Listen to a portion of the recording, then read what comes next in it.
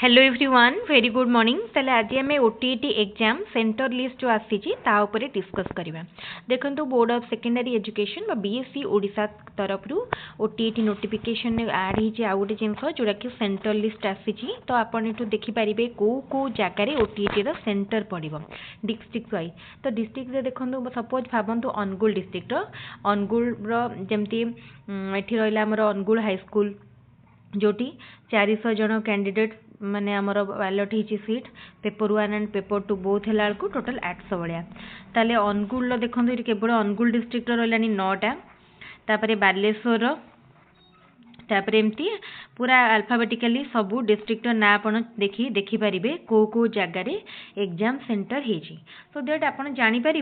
जे आपणकर district wise कौ जगार आपणकर सेंटर ए भितर गोटे आसीपर बोली सपोज मुझे ये देखा भावतु आपण सपोज बलांगीर तापर हाँ आपन सपोज ये बलांगीर डिस्ट्रिक्ट आपन सपोज बलांगीर डिस्ट्रिक्ट तो आपन ये बलांगीर जी लिस्ट आपन को दिखाई तो आपन से तो देखिपारे कौ जगार कौटा आपणकर मे बी नियरेस्ट पड़ पारे तो आपणकर पिनकोड रोटा नियरेस्ट लोकेशन देखिपारती कि विदिन गोटे मिनिमम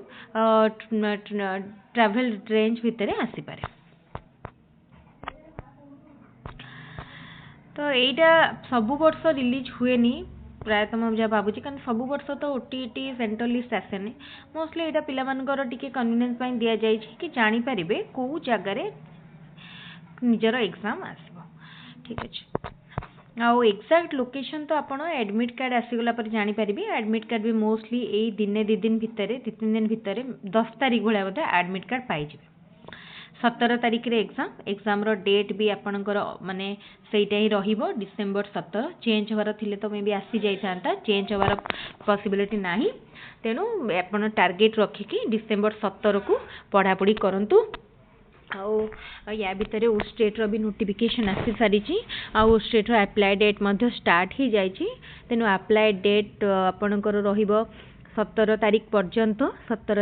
पर्यंत आपण अप्लाई करि पारिबे तो तापरे 17 तारीख रु जनवरी 20 पर्यंत आपण पाखरे जो टाइम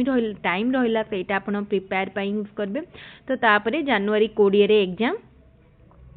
तो ओ स्टेट पूर्वरु मध्य एमती central list mostly BSc Odisha निश्चित भाव में शेयर करिवो तो ए पर्यंत आम पाखे आउ तो किसी ऑफिशियल नोटिफिकेशन नाही आउ जहाँ भी अच्छी मुझे कंटिन्यूअसली आपण मान सहित अपडेट आपन को दौथि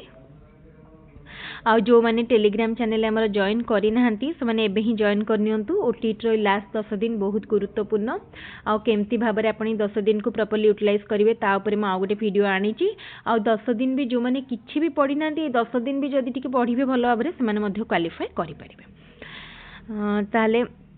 मु भावुची आपन को आमर आज भिडियोटी निश्चित भल लगुव आउ जदि भल लगुए भिडियोटी को बहुत संख्यार लाइक करने सहित निज सांग मान संगे भिडियोटी को शेयर करूँ